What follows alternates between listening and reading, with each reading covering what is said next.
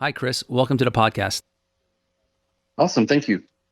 And today's guest is Chris Myers, and I've been excited about this podcast for a while now. Chris is the animation director for the video game industry, working with some of the largest, most successful games of all time, like Call of Duty Infinite Warfare, Advanced Warfare, Call of Duty Ghost, and Guitar Hero, just to name a few games. If that wasn't exciting enough, Chris also restores comic books.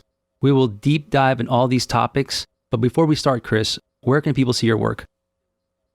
Hey, so my animation work is at chrismyers3d.com, and my comic book pressing service is at Instagram, the comic book presser. But I guess I also have a website for that one that is thecomicbookpresser.com. Awesome. Fantastic. I was asking this question of myself over the weekend, and I was thinking, back in the 70s and 80s, if you asked a child what they wanted to do when they grew up, and the answer was they wanted to be an astronaut. But if you ask that, if you ask that child today that same question, they would say they want to design video games. But like an astronaut, most of the people don't know any of the process of making a video game. So I'd like to start with this podcast with the video game industry because it's just shrouded in mystery for me, and I think for most people. So here's my first question, Chris. What is your primary responsibility in the creation of video games that I mentioned on the intro? Awesome. And sidebar right off the bat, when I was in second grade, I told the guidance counselor that I wanted to be a ninja when I grew up. So, yeah. Yeah, so for some of the Guitar Hero games was when I started my journey in games. So some of that started out as animator title where I was shooting mocap, working with mocap. I'll give a real quick synopsis, I guess. Then I went up the charts to senior animator when I was over on the Call of Duty franchise, still at Activision. Now I'm at Funcom in North Carolina as the animation director on the DUNE game. So with some of this, that was kind of a broad one, but with some of the earlier ones, it was really cleaning up a lot of motion capture for all the talent for Guitar Hero.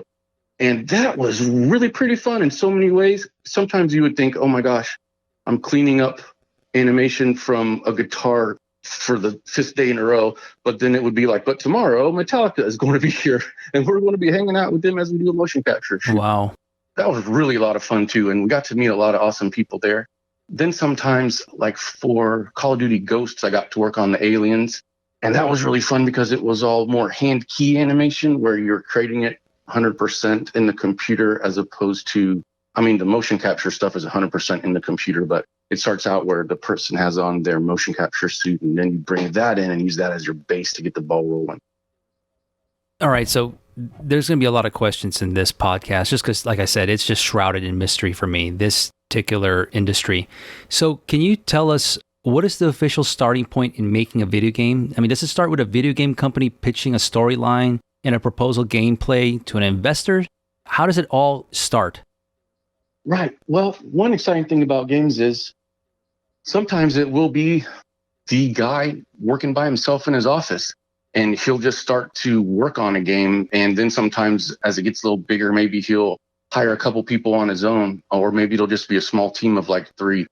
And then maybe it gets successful, and then maybe someone buys them, or it could be, it is a huge company like Activision and Call of Duty, and it is more like we have this totally different budget in the scale of things compared to the 3 guys working in their garage making the game. But it is still that same concept of we want to figure out what the game loop is because you want to find the fun first. So you kind of just put everything in tempish air. It's like it's a gray box and that stands for the house over there. And this block over here is the car that's going to be driving down the street. And you just get it in and start to play and get the feel of it. And then you're like, this is fun. Now I'm going to make this car actually the Corvette that I had envisioned from the early storyboards or the concept. So it kind of is the same route. It just depends on what scale you're on. So, and sometimes the small company gets bought out, and good for them, because then all of a sudden, then they're making the big bucks, making the game for a publisher. Or sometimes they might say, we don't ever want to sell out. We're doing this, we're just doing this because we love it and we can publish our own game. If I'm understanding you right, a mini version of the game is created to sell the idea and the game. Like let's take Call of Duty for instance. Was that made like you get to run through the game for 20 minutes and you sold that idea to an investor and they said, we're all in. What does it take to make this? Right. Well, That is typically it. Now, I can't say that was exactly how they did the very first Call of Duty, but that is typically how you do the games. And even if, like, a lot, you have to basically prove green lights to your own company, right? So at Funcom or at Activision, it's like, we're working on this new game. You still have to make that game loop. Yeah, like the 20-minute, a lot of people call it a vertical slice, typically, where it's just like, this is a slice of what the game is going to be, and this is how it will play. And then they can kind of tell, like, oh, okay, I can see this is what's happening over here, but it's just kind of tempish textures usually, because it's always about finding the fun. And even as an animator, it's always like a balance between design and animation, because like gameplay is king at the end of the day. But sometimes it's like, but I can't have that animation happen in 6 frames. We have to just give me 12 frames here so I can just make it look a little more realistic, as opposed to just how fast design wants it. For example, a reload in Call of Duty, that happens fast. Now, military can do it super fast, and if they're in the middle of a battle, they're going to do it super fast anyway. But in the game side, you have to do it super fast just because the player just wants to move on. That, it has to look awesome, but happen quick and just represent what's really happening there. Help me understand the sequential order, right? So for instance, is it like you come up with the concept of the gameplay and then you guys brainstorm what the game looks like? Just help me understand it. Right. I think I'll touch on the production side real quick first, I think, because as far as like what goes into it, it's kind of like if you're writing for a comic book or a novel, or you're doing a painting or something. Sometimes you're like, I just had this idea and it's the end of this book. Now I have to write everything that will get you to that point. Or it can be like, I had this idea for a game and I kind of have it blocked out, or it's all based off this one battle. So I think in that sense, it's kind of like how people write books. But as far as like the production side, it is more like, here's a concept drawing. Now we're going to have it created in 3D. Now we're going to have that. So let's just say it's a character. Here's the character. We're going to create him in 3D. Then you get him kind of built enough that it represents the right shape, while the character modeler continues to really refine it and get it across the finish line. But while that's working, you've already sent it off to the animation team, the blocked out version. So then they can start to rig it, which basically means create the skeleton. Then they can even get in temp animations and pass that off to design. So they can actually get it in game and see it running around. But while that's happening, the model is being defined more and more and more, while then it's moving on to textures. So then you just continue to replace it with what you have in the game engine, basically. You just want to find out, like, oh, he's moving way too fast, or this run needs to be slowed down a little bit. But then all of a sudden, your texture guy is like, hey, I've got a heck of an update here. So you'll just reload that into the engine and you get to see the upgrades, which is actually some of the most fun. Probably my favorite thing about making video games is when everyone in their own disciplines is chugging along, working real hard, and you're just continually playing the game. Then there's a big deadline and everyone locks it all in at the last second. And you're like, whoa, so awesome, usually seeing everything, but always comes with a lot of stress because it's easy to break the game, which is always a no-no, of course, but it inevitably happens from time to time while you're dumping all your stuff in. To me, it almost sounds as if it's like building a car. I mean, one person and one team may be responsible for the interior of the car seats, and they're working on that as hard as they can and make it look and feel as comfortable as possible. And then there's somebody else working on the engine, and it all just kind of pieces in together. But let me ask you this. And sorry, I haven't played games in a while. The last game I played was God of War. And I'm just trying to think, is there somebody responsible? Let's just say God of War. I don't know if you know that game, but okay. I just played the latest one actually a few months ago. Perfect. Let's use that as an example, because I haven't really played Call of Duty, and I know that people are going to laugh at me because that's like one of the most successful games of all time. But let's just take God of War, for instance.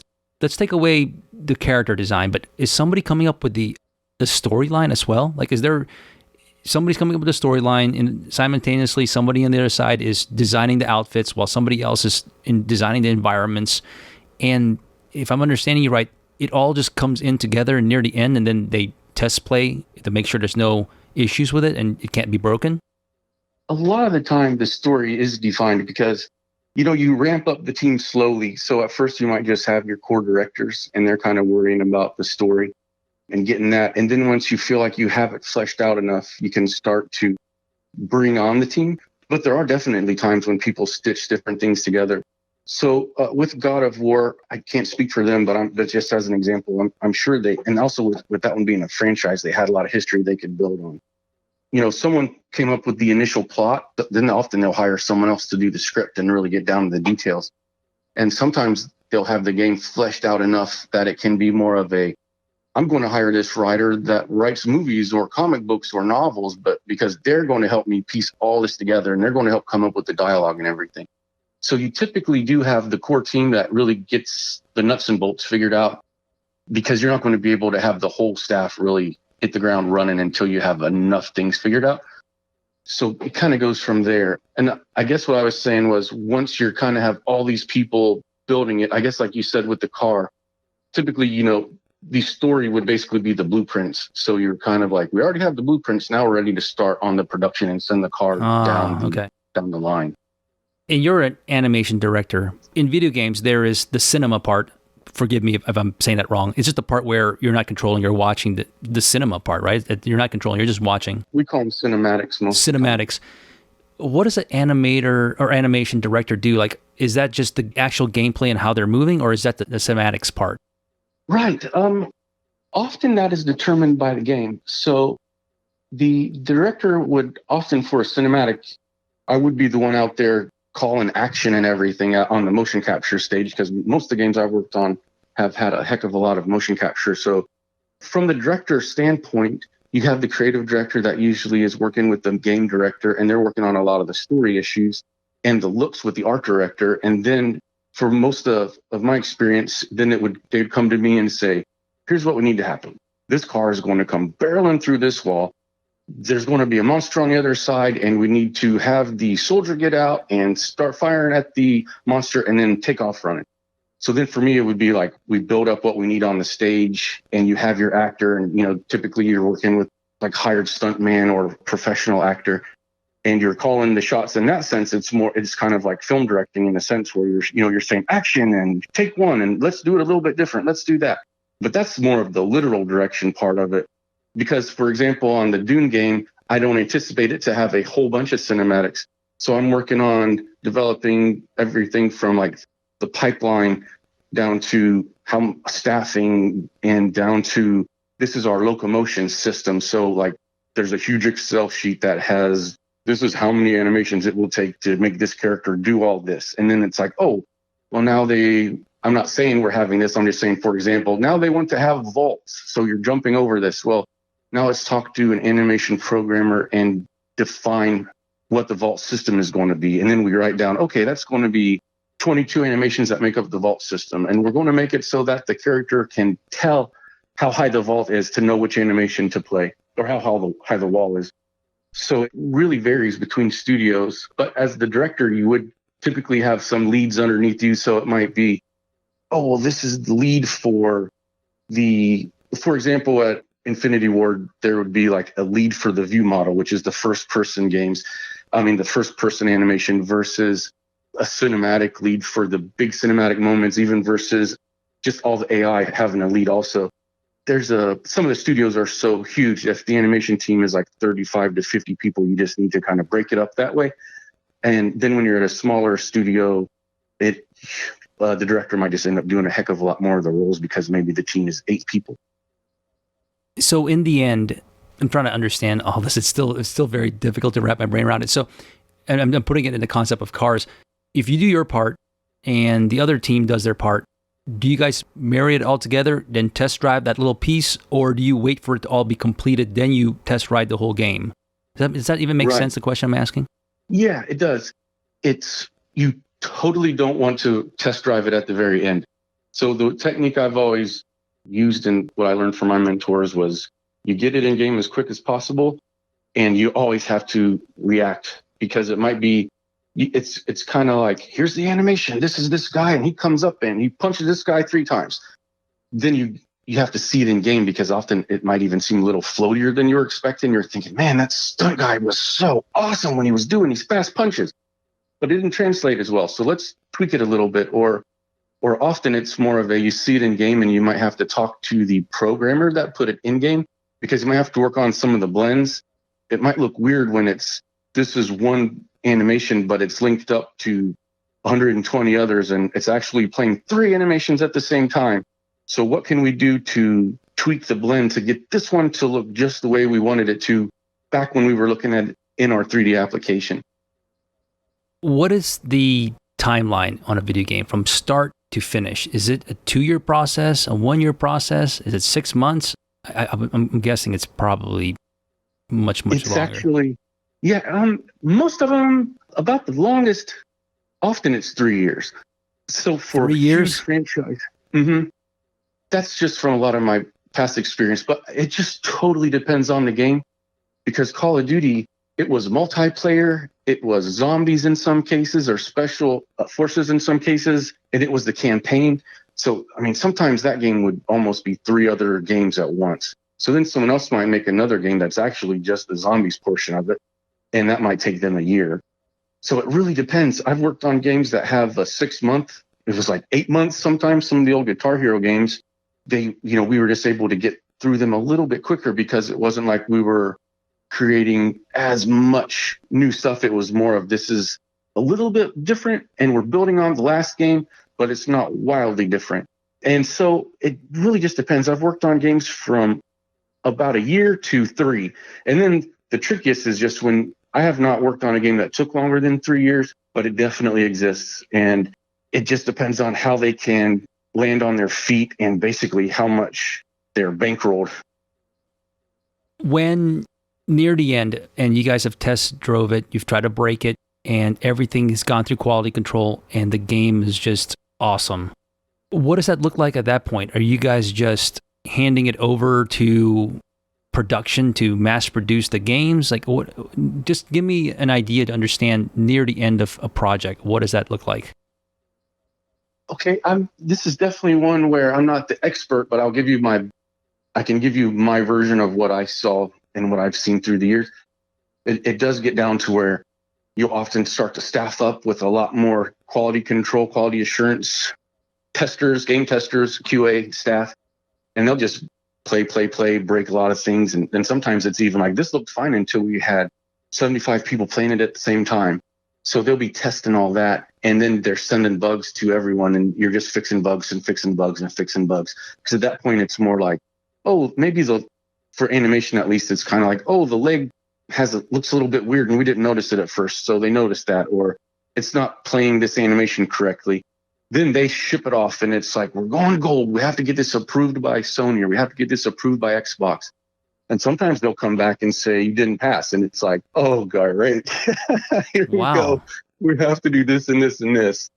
So that's where I don't know as much. I just know, I think part of that is more like if there was errors in the game or something like that, as opposed to just like, this didn't look good. It's really just like, how did this perform overall? So then from there, once you're gold, you're like, well, that's when you usually have a party. Nice. And then they start to mass produce them. Yeah, and I can see how the years can pile up there. There's so much parts to getting a video game done.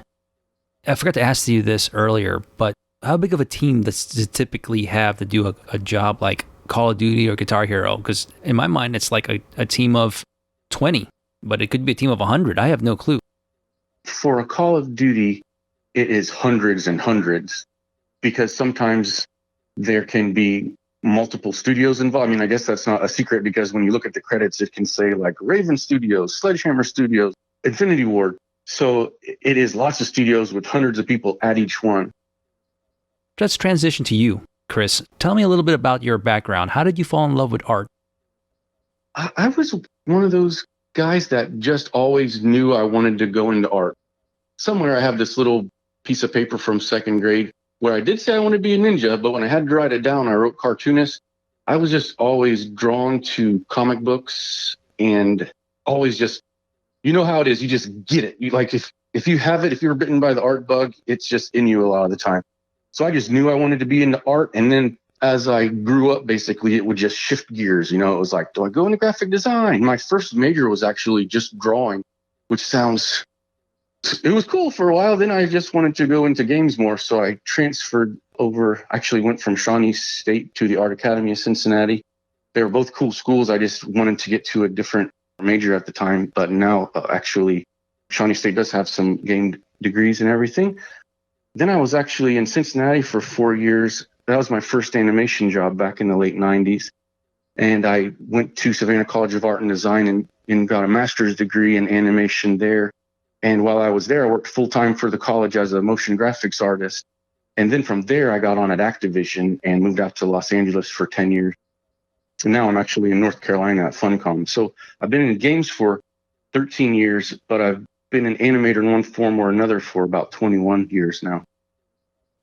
In my perception, I thought of like illustrators and concept artists as the people who actually draw anatomy and concepting, but you have to be able to be a good artist and be able to draw. Do you have to have that as a prerequisite to be an animator? No, not at all. While I was a drawing major, I mean, obviously I was into it and I was doing it full time, but you do not. It is always a bonus, and it is super important, in my opinion, to learn anatomy. So I would say at least make sure and take an anatomy class if your animation degree doesn't require it. But it is also one of those things where a lot of times when you're looking for an animation job, it will say like under the pluses or bonuses, it'll say like anatomy, or basically also though, if you can just send along some photos or some of your artwork, it's always just a big plus, or if it's on your website. So it's definitely not a requirement, though. I have some good friends that have just weren't ever into drawing and it just wasn't their thing, but they're amazing animators now.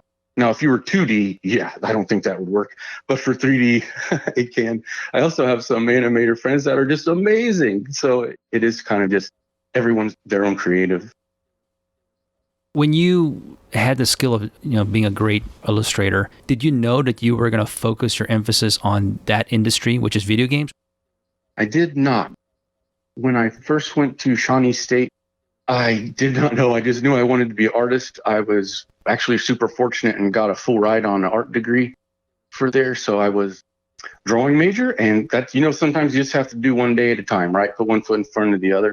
And so it was a good experience, and I was just focused 100% on art. And then actually, while I was there, I started to just get the animation bug more and more. And like as you mentioned in the introduction, I work in the comic book pressing business and cleaning business, slightly different from restoration, but similar in some ways. But so I just always knew I wanted to go down this route of art. So it was just kind of like blending along the way, which path would I end up going with. So then I did decide I wanted to go into animation strictly, and that's when I went over to the Art Academy of Cincinnati. We actually didn't have any animation courses, but they did have 3D applications that you could do animation in. How did your parents feel about you wanting to get into the creative field? Boy, I was one of the lucky ones, and maybe it's because my whole life it was always just I'm going to be an artist, because they had never, ever questioned me or tried to talk me out of it. I owe a lot to them, and actually there's been a couple times I've let them know that I super appreciate that, because it was never ever an option. It was just like, Chris is going into art. But as a kid, I would just be sitting around drawing all the time, or like when I was in 8th grade, my big Christmas present was an airbrush gun, so I was just always into that. So I think they were like, let him do his thing. Did they feel that way because you were essentially a big fish in a small pond? Like, I mean, I'm trying to understand, like when you were in middle school and high school, were you just that far ahead of your peers in art? No, I don't think I was at all. I think I was competitive in that sense. I was really lucky there too, where we had this awesome National Art Honor Society at my high school, Chillicothe, Ohio. We had an amazing teacher, but I mean, there were people in there that were definitely better than me. It was just a matter of stick with it, learn, try and get better, work. Actually, there was times when I was going to SCAD, and every time I would feel like I didn't have much more left in me, I would just think somewhere someone else is working harder than you are right now, and just keep going, man. Let's transition back into the video games. I wanted to ask this question. When do you know when your team is successful in the game you just created? Is it the money the game generates? Is it the critiques and the people who play these games giving you the thumbs up? When do you guys know, and do you know when you release it, that this is going to be a home run? Right. Well, I think that's an awesome question. And it also, though, it goes along, in my opinion, it's the same with every medium. So it's the same with the painter. It's how he justifies it. It goes back to like, what is art? In some ways, it's almost philosophical, because some painter might say, I sold this for $50,000, so therefore it was successful. But another painter may say, that guy's a sellout and I don't like his art, and I don't even think he's an artist. It really just depends on what every person's opinion of success is. Because sometimes you'll just have haters out there, and you might make a game that made $1 billion, but people like to bash it because, that's what sixth graders were doing that month, So sometimes success it comes with it, right?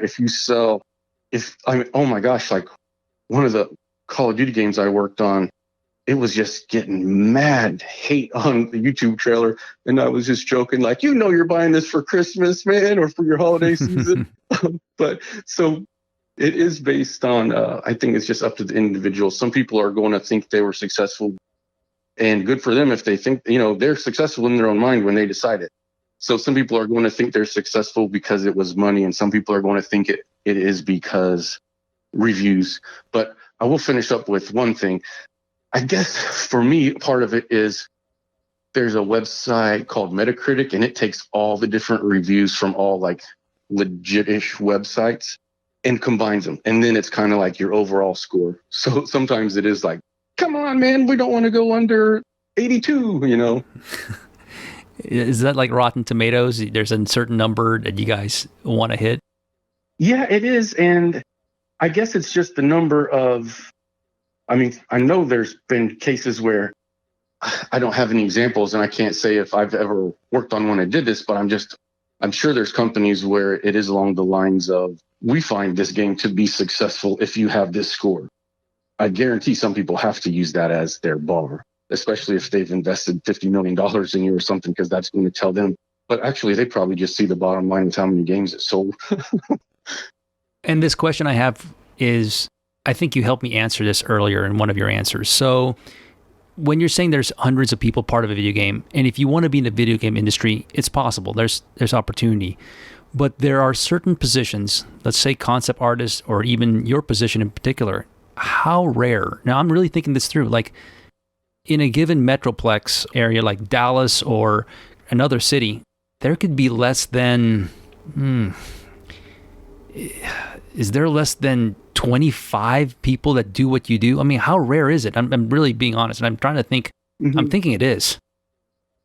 It's safe to say, as an animator, there's definitely thousands, if not, I can't guess how many thousands, but at the same time, it is really small. It is like the entire time at school, it was often saying, this is a small industry, it's a very small industry. And then when you get out into it, you're like, well, they weren't kidding, because there's a heck of a lot of us. But at the same time, it's really small, so you get to know each other. And you're always talking to people like, oh, you used to live in LA. Did you work at Activision? And did you know this person? And because there's thousands and thousands, but yet it is small compared to so many other things. So, yeah, I think that was it. So I want to be honest in this podcast. If there is a young artist, and I'm not trying to dissuade anybody from getting into it, but I want to be real. Like, I want to be realistic. Because I think if you put the supply and demand model into how many people want to be in the video game industry and how many people are actually in the video game industry, I'm trying to phrase this question. Again, I'm not trying to dissuade anybody, but how difficult is it to get in there? Right. It is hard, but yet they're hiring every day. Someone's doing it. So to me, it's like when I went back to someone somewhere is working harder than you are right now. That's because it is a hard industry. And especially if you want to get on with the larger companies, you basically just have to, you're already competing with the people in the industry. I mean, I guess that's along a lot of art, but it is tricky, but it's just a matter of working hard and you're going to find the job. There are people that coast through and they probably are not in the animation industry because they couldn't get in it. But I would say that's because they didn't try hard enough as opposed to it just being impossible. And you don't always get to start out at a big company. You just get your foot in the door and start to get some experience, continue to work and go from there and kind of move up the ranks.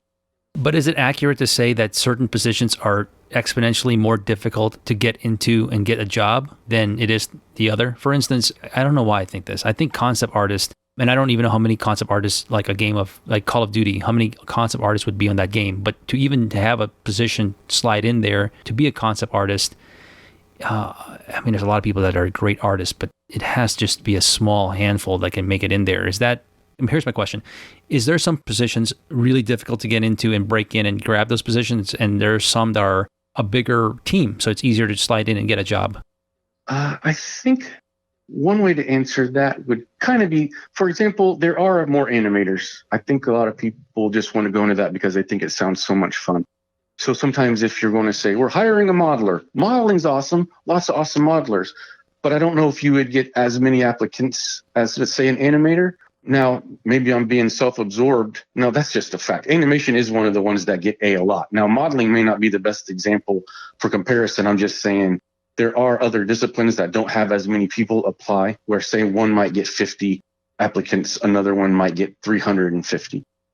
So, but I don't know. I know one thing. Oh, my goodness. If you're good at programming, embrace that, because programmers are everyone's always looking for an awesome programmer too. I think they're harder to find.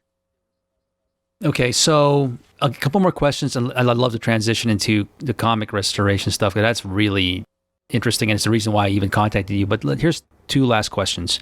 Could you just give us an overall job titles that there are in a video game company? For instance, there's an animator, there's a programmer, there is a concept artist. Just give me a quick overview of what those positions are, and maybe a quick what they do in terms of their contributions to a video game. Okay. So yes, we have your concept artists, like you mentioned, and basically they're doing the 2D concepts, but sometimes they'll create sculptures or however they want to basically express themselves, as long as the company's on board with it. I have seen some awesome sculptures at game studios too. But you have your modelers who are creating the 3D shapes.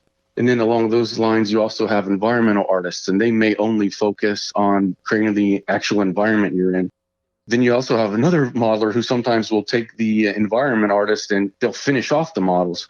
You have your rigger, which is basically building the skeletons for animation, and they also can kind of tie into a technical animator, who often a technical animator can do the skeletons and everything, but they're also creating tools that are, a lot of times you'll have some proprietary tools that are built, or even another job for technical animator may say, hey, we want to have a cape in the game. We need to figure out how the cape's going to work in the engine, and if 100 people can have this cape at the same time, and you have to just get the physics looking right. There's also technical artist. There's 3D artists, which kind of goes along the lines of modeler. There are someone who just basically will texture everything. In production, of course, producers are important. I'm forgetting a lot of big things, but trying to just go through. Oh, and you have your game designers. They'll go do everything from just designing on 2D to help implement it into the game. And you have your programmers, and there's all kinds of different designers and programmers also. There's a gameplay programmer, someone that just works on the render side of the engine. There's lots of different programming jobs too. So each one of these disciplines has anywhere from 1 to 2 to 5 typically subsets in it. So like there's different types of programmers. There's sometimes there's some studios, like I mentioned, you'll say like, I'm a view model animator, I am a cinematic animator, I am an AI animator. So there's all kind of offshoots, but that does cover quite a bit of it. Finally, what advice can you give young students that want to get into the video game industry as a whole? Right. I would say, I mean, I don't know, maybe this sounds cheesy, but the first thing that came to my mind was just stay passionate, just run with it. It is a tricky field, but it's exciting. And sometimes even on your bad days, you have to just think, well, I'm doing something that I love here. So yeah, my advice would just be buckle down and stay focused. It is tricky, but everybody can do it. All right. I hope this question doesn't come off as cheesy, but have you ever been tempted to like come up to somebody that's wearing a Call of Duty shirt or a Guitar Hero and just kind of say, hey, I'm part of that? And it's just so out there. Just curious. It's been more of the opposite, where I wouldn't go out of my way to tell someone I worked on it. But there's been a whole lot of times when I've had, because they give you lots of shirts when you're working at the studio. So there's been a lot of times that someone has been like, hey, nice shirt. Oh, I love that game. And then maybe I'll say, oh, I'm an animator on it. And then sometimes people think that's fun and we'll talk about it for a little bit. It's all over pop culture. It's even in YouTube. There's just people showcasing their trick shots and all this stuff. Like it has a life of its own. How does that feel, knowing that what something you were a big part of exploded to that level? It is very exciting seeing it. And for example, when Guitar Hero was so big, it was really cool to, like, when bars were doing Guitar Hero nights, kind of like karaoke. It would be kind of neat to be over there having some drinks and think, "There's our stuff, man." And I'm a huge college football fan. Like I said, I was from Ohio, so I remember one time I was watching a game and I saw a commercial come on that had some of my animations in it, and thinking that was cool. I'm sitting here watching Ohio State, and I got to see some of my animations coming on the commercial. That was pretty neat. All right, let's transition to comic restoration. So I grew up collecting comics, in particular, The Amazing Spider-Man. Now now I think people understand the concept of a comic, and its direct worth can be contributed to its rarity, its demand, and more importantly, its condition. So Chris, you actually have a service that helps improve the quality and the value of comics. I mean, this is so cool. What's your website, and where can people learn more about this? Yeah, my website is thecomicbookpresser.com. I don't know if people think that's a good name or not, but I was trying to come up with one where you would be like, "Who is that guy?" The comic book presser. Oh, yeah. I just wanted something easy. And one thing I just want to point out is, if I'm going to explain to someone what it is and they don't know anything about comics, I'll quickly say it's like comic book restoration. But in the comic game, it is not restoration what I specifically do, because a lot of times a comic book is worth half of the value once it's been restored. So there are awesome restoration people out there. I technically don't do anything that is considered restoration, but it does improve, and as I like to say, maximize the grade. Also, I said the comicbookpresser.com, and my Instagram is, I have a lot of posts on there. It's Instagram / the comic book presser. All right, before I dive into specific questions about this, tell us a little bit your background with comics and why you love it so much. Why did you even create the comic book presser? Right. Well, as I mentioned when you were just asking what my influences were, I've just always been drawn to comics so much. It's actually other than family, I guess it's the most consistent thing in my life. They've just always been there since I was a kid. I've never stopped collecting them since I started going to the shop around when I was around 6th grade. I always joke sometimes that I didn't buy lunch all through middle school because I would save my money every day and have $10 at the end of the week to go spend on comics. I get it. So yeah, it's just been a big part. And so I was just always into the back issues too. So even when I was like 13, I'm buying at that time, it's like Spider-Man 300. And I'm thinking, man, someday I want to have all of them. And so I've basically been working backwards for the last 30 years. But and then so as I got into collecting more and more and more, then I got into getting them graded at CGC or CBCS. And then I got into, oh, hey, there's this thing called pressing. How does this work? And then I went down the rabbit hole, and it's been 10 years now. I often say, if you're not going to use me, just make sure you're going with someone that's been doing it for a long time, because it has got a lot more popular in the last 5 years. And you just want to make sure good for everyone, do your thing. But if you're going to send out a $2,000 book, I would say stick with experience. Yeah, let's educate people. And I'm not going to be the perfect person for this, but I know that because I collect sports cards, and there's a third-party company whose job is to grade its condition, right? And Yep. I think you said CGC, and there's another company you mentioned, but can you educate us listeners on what particularly that means? Right. So you send your book in, and the last I had heard, they have 3 different people grade this book and determine what it is on a point scale from 0.5 to 10. And then they establish a grade. They put it in a tamper-proof case. And honestly, at that point, it is a sports card. It looks fantastic, and it's an official grade. And it's also great when you're going to purchase them because they check for restoration. So, it's not like, what if you spent $4,000 and you found out 30 years ago a 12-year-old opened up, he used a little bit of black marker on the edges to cover up a white spot. So you kind of have that comfort also when you do it. I mean, some people love it. I like it. I love the grading companies, and I have a lot of graded books. And then some people are just like, why would you ever do that? You can't enjoy it anymore. But it's kind of like with sports cards, right? You love those, and you look at the front and back, and it's a fun collection. And you mentioned there, and I want to be sensitive, you said the word is not restoration. What do you do exactly when you're saying it's not restored? How are you able to, because I'm looking at your website, you're able to like take away creases? Like what's the gray area here where you're saying it's not restored, but I'm doing something to it, enhance its look? It's typically dry cleaning process, which is key things.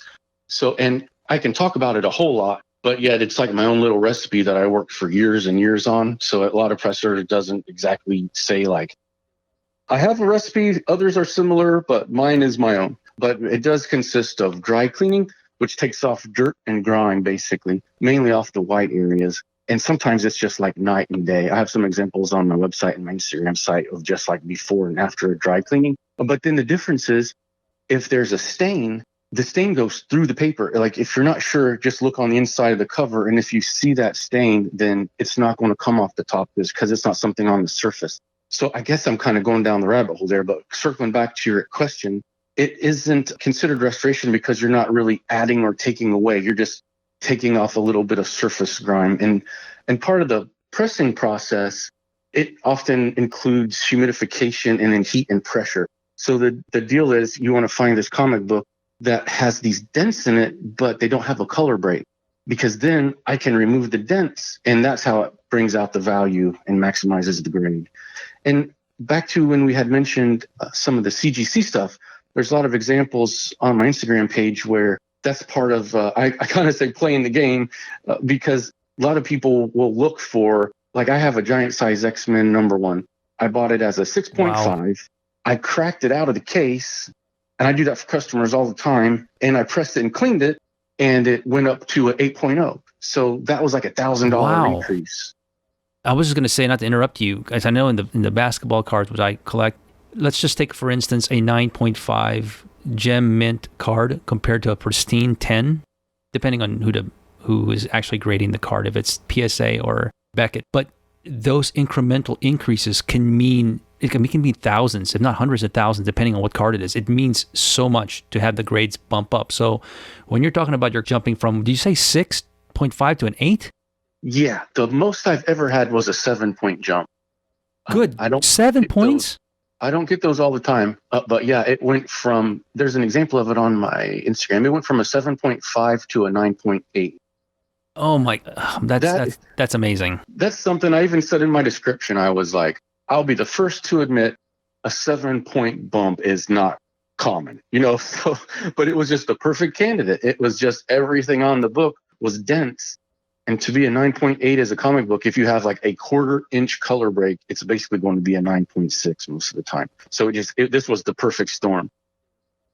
And I know we're not talking about specific comics here, but if you have a comic that's that rare, I don't think there's an amount of money that you wouldn't pay to jump it higher. I know that's a tricky question, but I mean, I don't see the downside to it. Actually, it's all positives.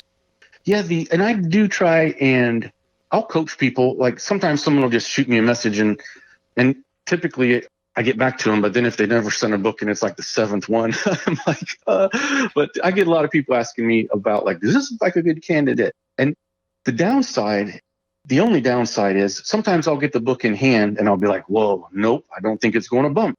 So I don't want to crack it out and have you waste your money and have it come back the same. It has happened. And I also don't want it to drop. You have to like understand if you were the lucky dude that got the gift grade that time, right? You don't want to be like, man, you do not want to crack this open. It's 8.0. And I think even after I cleaned it up, it might come back not the same. So it is understanding the grades. And sometimes I'll tell someone, okay, you want me to look at it like I'm looking at a Teenage Mutant Ninja Turtle #1. It was 8.5 and I bumped it to a 9.2, which is 2 grades, but it went up $4,395 on that one. But so sometimes I'll tell someone, if it's 8.5, I'll say, look up 9.0s Wow. and compare the difference between your book and that one to kind of help you if you're not real sure.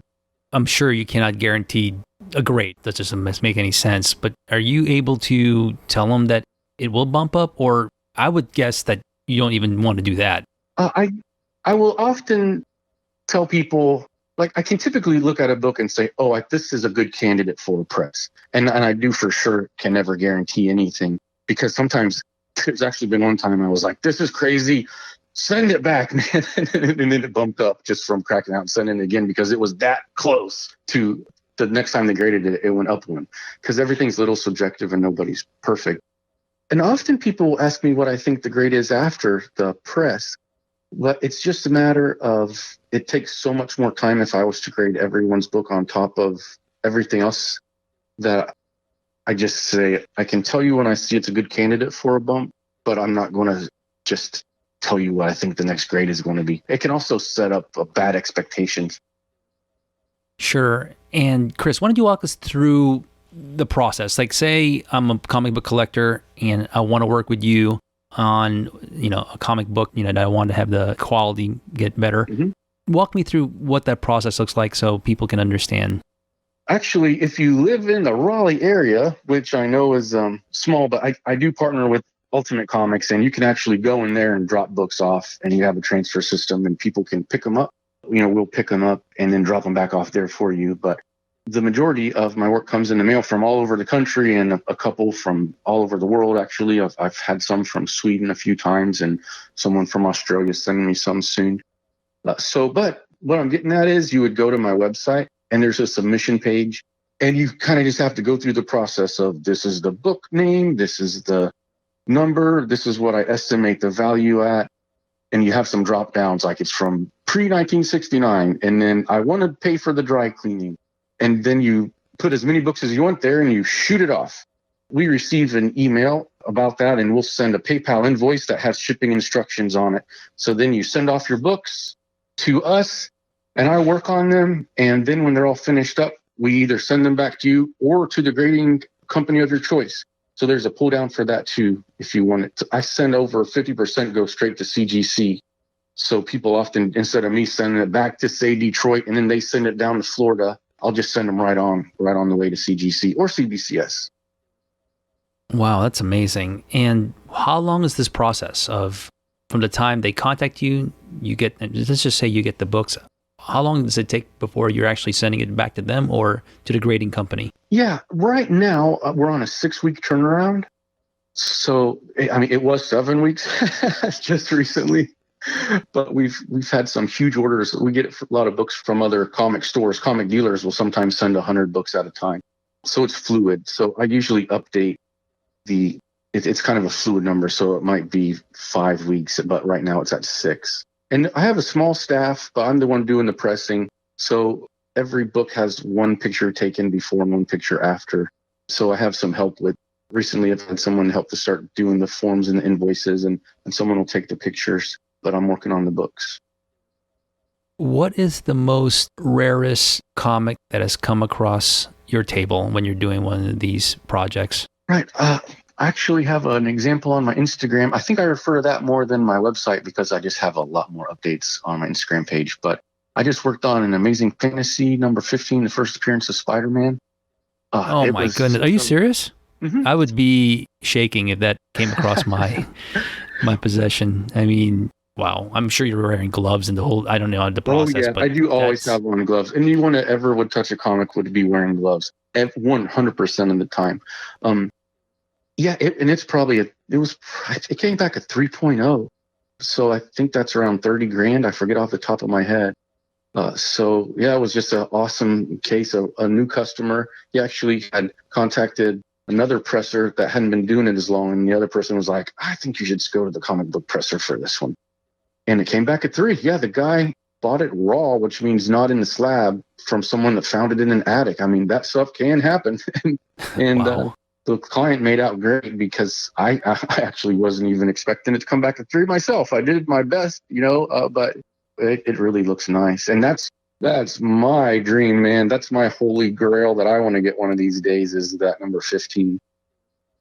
That is, for you guys listening, and girls, I guess everybody's listening, that Spider-Man's first appearance wasn't actually on a Spider-Man comic. It was did you say Amazing Fantasy? Is that what it was called? Yeah, Amazing Fantasy 15. And the story goes that they told Stan Lee he could do whatever he wanted. And he was like, why not try this character? And of course, Jack Kirby did the first rendition. And actually in this one, Steve Ditko ended up doing it. But yeah, Amazing Fantasy 15, then later came Spider-Man number 1. Wow. I know that's a very rare comic, but do you get others that are just close to that rare or that big of a value and stuff? Do you get comics that rarity? Not weekly, but I also recently worked on a Fantastic Four #5 that was around 15,000.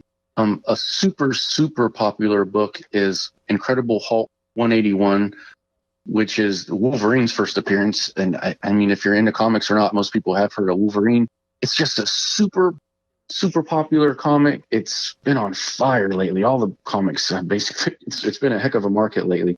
But I press those left and right. I mean, I do work on lots and lots and lots of books that are 5,000, 2,000, 1,000, 7,000 on a regular basis for sure.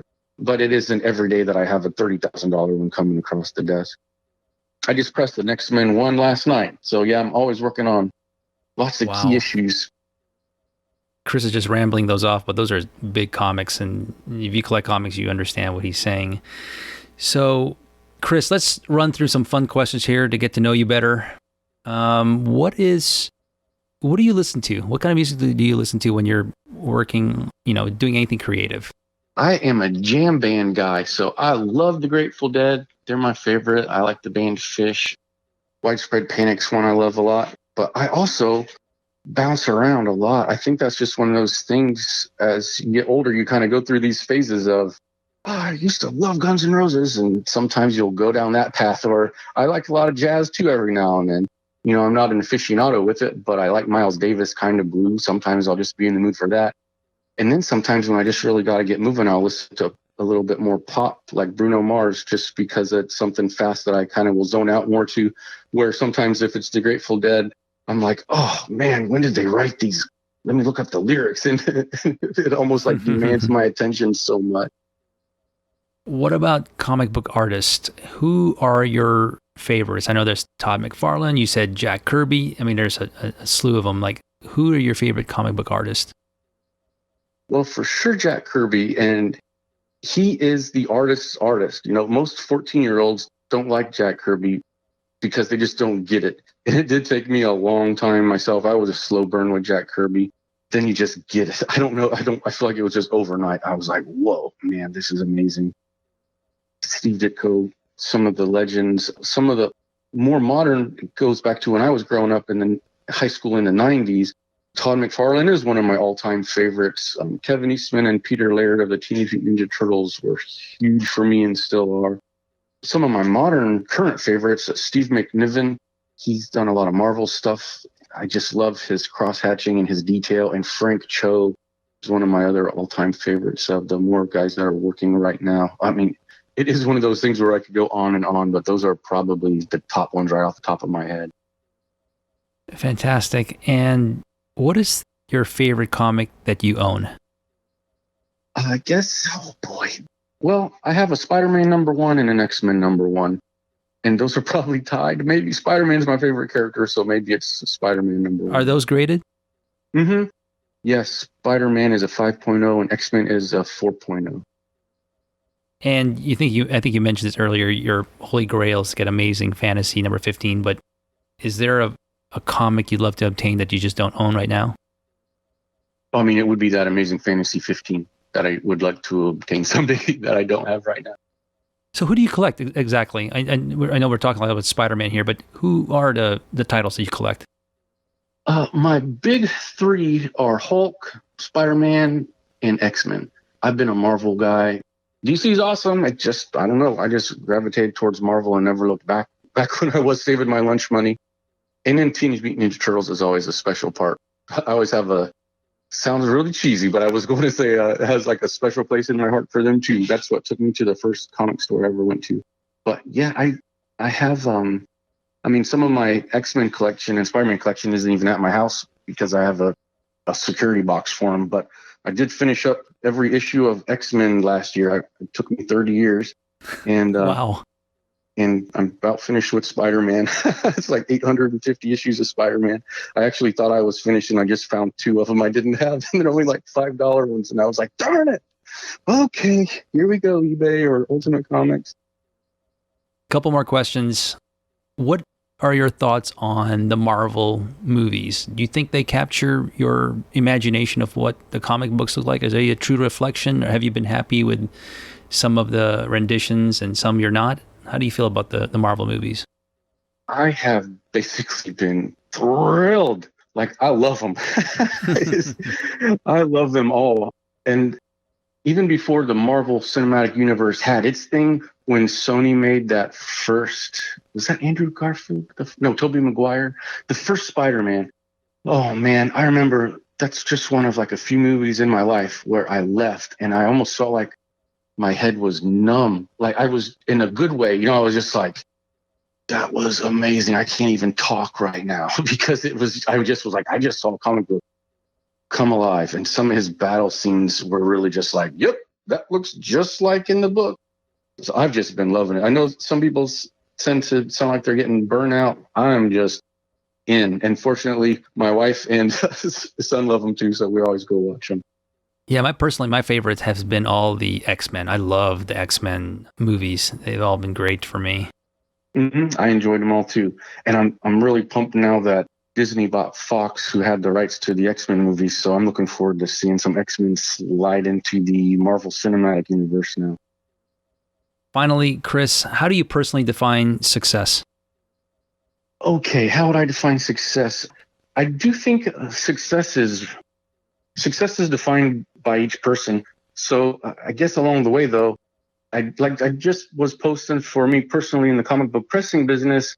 I had reached 10 years of doing it. And, a lot of companies come and go, but people haven't stood the test of time. So for me, I felt like that was a successful move. But I think as far as success in general, it's probably just enjoying what you're doing and being happy with yourself. Great answer. And Chris, thank you for sharing your awesome journey, educating us about the video game industry, learning more about Comic Presser and about comics. I've thoroughly enjoyed this podcast. And lastly, again, where can people connect with you? Right. So anything on the animation side is chrismyers3d.com. And for my pressing work, it's thecomicbookpresser.com or Instagram /thecomicbookpresser. Awesome.